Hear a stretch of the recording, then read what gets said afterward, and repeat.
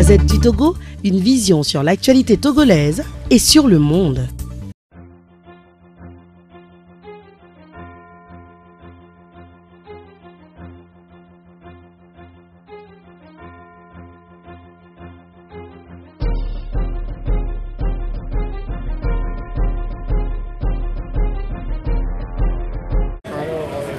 Ce mouvement d'ensemble, quelle est la partition pour Kodi? Merci Kodi Togo, comme le dit son nom, c'est la coalition de la diaspora togolaise pour l'alternance et la démocratie. Et ces fonds baptismaux, donc le début mars à Dakar, porté sur les fonds baptismaux. Kodi Togo a pour objectif principalement de donner un visage, une voix à la diaspora. Cette diaspora, elle est plurielle, elle est diverse, elle est multiforme. Et les actions diverses et dispersées que nous menons dans la diaspora entament un tout petit peu notre crédibilité. Il a fallu que nous puissions avoir un organe central qui rassemble toute cette diaspora. Bien sûr, on ne peut pas faire l'unanimité, mais que la majorité de la diaspora s'exprime d'une seule voix et une unicité d'action. Et c'est ça qui a été à l'origine de la création de Kodi Togo.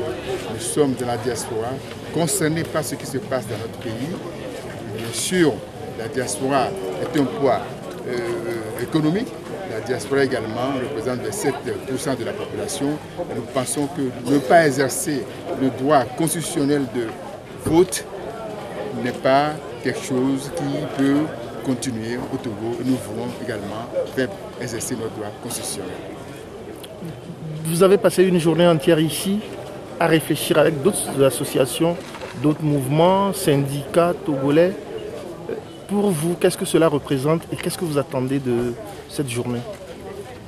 D'abord, je dois dire que c'est une journée qui a été une journée de succès parce que le temps qu'il nous a fallu pour organiser ce forum-là était très court et je crois que le Fonds citoyen Kodi Togo a fait un travail impeccable pour pouvoir réunir toutes ces associations religieuses, associatives, il n'y a pas de politique parmi nous, mais pour qu'ensemble nous mettons nos réflexions, nous pensons à notre pays, faire le diagnostic comme on a commencé d'abord, savoir la source du mal, quelles sont les causes profondes de cette crise, et à partir de là, une fois que le diagnostic est bien posé, nous pouvons alors trouver les solutions appropriées.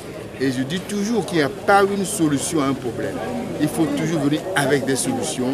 Et c'est à partir de là qu'on commence par analyser, à réduire ce qui est possible de ce qui n'est pas possible. Qu'est-ce que vous avez proposé en sortant d'ici ce soir? La proposition fondamentale pour sortir de cette crise ce soir, c'est qu'il faut qu'il y ait une transition dans ce pays. Il y a, comme on l'a dit, un état de méfiance de la population vis-à-vis de ses dirigeants qui peut s'expliquer par plusieurs phénomènes. Nous n'allons pas rentrer dans ces détails, mais on constate qu'il y a une crise de confiance.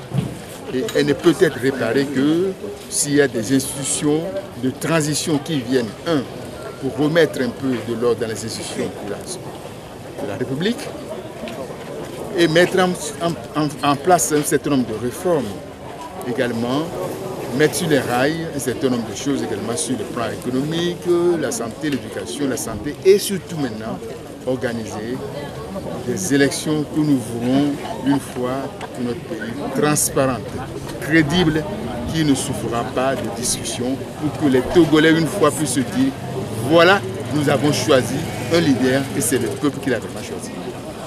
Merci. La Gazette du Togo, une vision sur l'actualité togolaise et sur le monde. Rejoignez-nous sur le www.lagazettedutogo.com ou sur nos comptes Facebook, Twitter et YouTube. Pour tout contact, écrivez à contact@lagazettedutogo.com ou appelez le 92 80 88 53.